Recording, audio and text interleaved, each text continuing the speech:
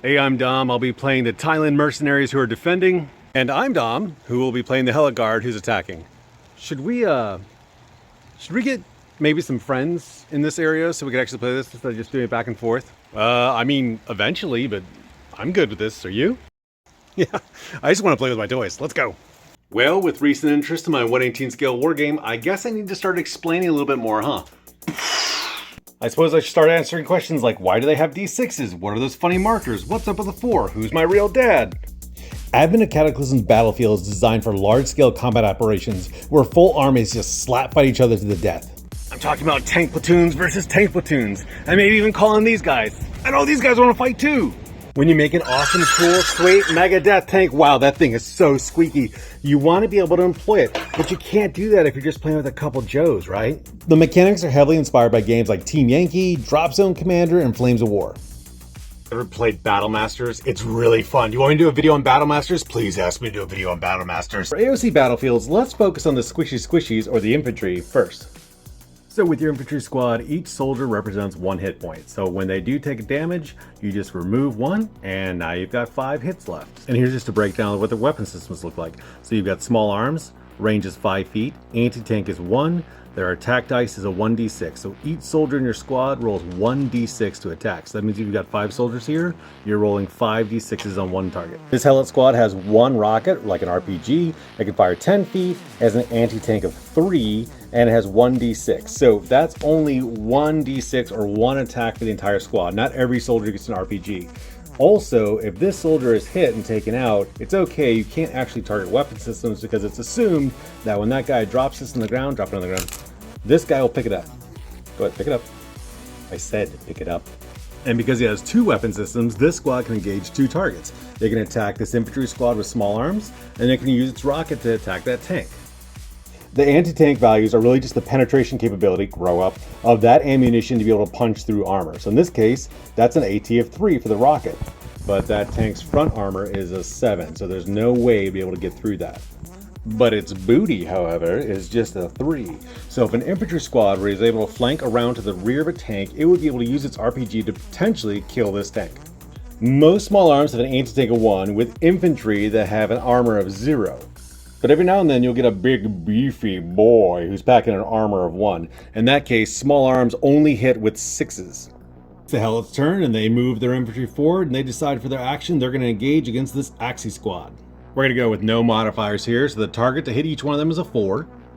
We're going to attack with their pew pew pew, so we go ahead and look at their card. Bottom of the card, small arms to the top row, 1, 2, 3, 4 columns in, ATK, which is attack, and that's 1d6. That's 1d6 for each soldier. There are 5.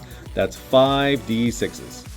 5d6s, hitting a target of 4 against the Axis, which are rolling d8s. Oh no. Let me look at the rules really quick here. Yep, that's under bad decisions. They're gonna roll their small arms attack. Ooh, that's not good.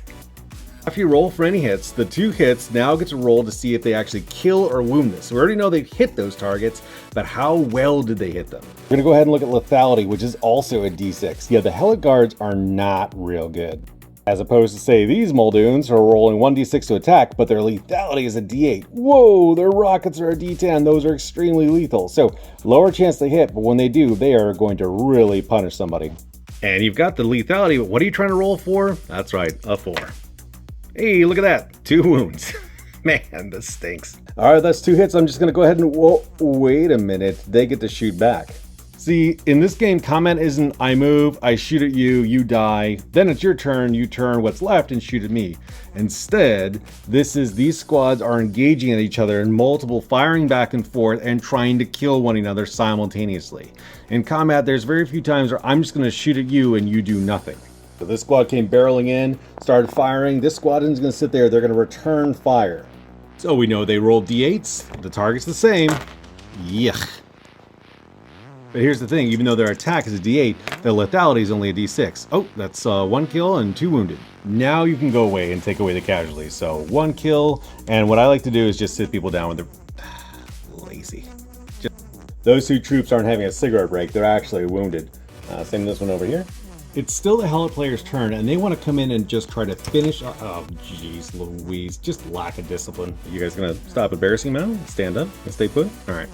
This is where this squad will not be able to counterfire again. They're already engaged with this other team, and another team comes in here, taking advantage of that distraction, and they're gonna fire without any risk of being shot back. So all these attacks are going to be unopposed. Oh man, they only had one hit. The Helot are really bad. The principle behind this is fire superiority. So you should be able to overwhelm a force by, even if it's low quality, just sheer volume of fire.